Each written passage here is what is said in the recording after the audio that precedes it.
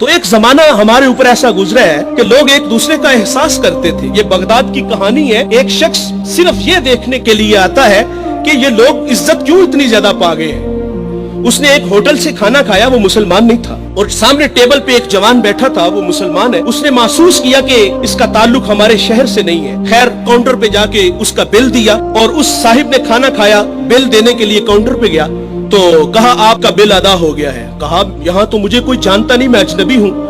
کہا ایسے ہی ہے, ایک مسلمان تھا اور اس نے آپ کا بل دیا اور چلا گیا. رکا اس لیے نہیں کہ آپ شکریہ کے لیے آگے بڑھیں گے, تو اس نے یہ بھی اپنے لیے مناسب نہیں سمجھا کہیں یہ نفس کی غذا نہ بن جائے. وہ اس بات سے متاثر ہوا. پھر ایک دکان پہ گیا, اسے کوئی چیز چاہیے تھی. جب دکان پہ گیا تو اس نے کہا یہ چیز مجھے چاہیے, قیمت طے ہوئی. تو دکاندار پتہ کیا کہتا ہے, وہ کہتا ہے بھائی اسی معیار کی اسی قیمت میں وہ جو سامنے دکان ہے, اگر یہ چیز تم اس سے خرید لو تو تمہیں کوئی اس پہ اعتراض تو نہیں. کہا مجھے چیز چاہیے. وہ سامنے دکان پہ گیا, اس نے وہ چیز خریدی, خرید کے جانے لگا. لیکن یہ تجسس تھا, اس نے ایسا مجھے کیوں کہا, یہ خود بھی تو نفع لے سکتا تھا, فائدہ تو اسے بھی ہو سکتا تھا, لیکن اس نے مجھے اس کے پاس کیوں بھیجا. دوبارہ پھر پلٹتا ہے اور آ کے کہتا ہے بھائی وہی معیار ہے, وہی قیمت ہے, لیکن اس کے پاس بھیجنے کا مقصد کیا تھا تیرا. اس نے کہا بھائی صبح سے اس وقت تک میرے پاس بڑے گاہک آئے ہیں اور میں نے اپنے بیوی بچوں کے لیے رزق روٹی اکٹھی کر لی ہے, اور وہ جو سامنے بھائی ہے اس کے پاس صبح سے لے کر اس وقت تک کوئی گاہک بھی نہیں آیا, تو میری آرزو تھی کہ تو اس سے جا کے خرید لیتا تاکہ وہ بھی اپنے بچوں کے لیے رزق روٹی لے جاتا. ایک ایسا زمانہ تھا, ہمارے اخلاق اتنے اچھے تھے, ہم ایک دوسرے کا خیال رکھتے تھے.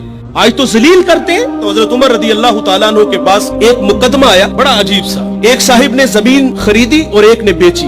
جس نے زمین خریدی اس نے ہل چلایا تو اس سے خزانہ نکلا, اور وہ خزانہ لے کے جس سے خریدی ہے اس کے پاس آ گیا اور آگے کہتا ہے کہ بھائی میں نے زمین خریدی ہے, زمین کے پیسے دیے ہیں, اس خزانے کے پیسے نہیں دیے, یہ آپ مجھ سے لے لو. اور جس نے بیچی ہے وہ کہتا ہے بھائی یہ تمہارے مقدر, یہ میں نہیں لوں گا, یہ تمہارے ہی ہیں. ان کا آپس میں تنازع ہوا, حضرت عمر کے پاس آ گئے. وہ دے رہا ہے, وہ لے نہیں رہا.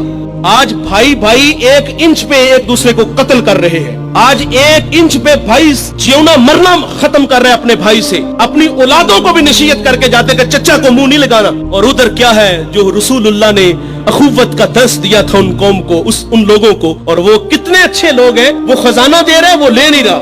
حضرت عمر رضی اللہ تعالیٰ عنہ کے پاس فیصلہ آیا تو آپ نے فرمایا تم دونوں صاحب اولاد ہو. کہا ہاں. ایک نے کہا میری بیٹی ہے, جس نے زمین بیچی تھی اس کی بیٹی تھی, جس نے خریدی تھی اس کا بیٹا تھا. کہا دونوں کا نکاح کر دو, اور وہ جو خزانہ ہے وہ بیٹی کو جہیز میں دے دو تاکہ وہ خزانہ دوبارہ اس کے پاس چلا جائے. تو اللہ سے دعا کریں کہ اللہ ہمیں اچھے اخلاق عطا فرمائے.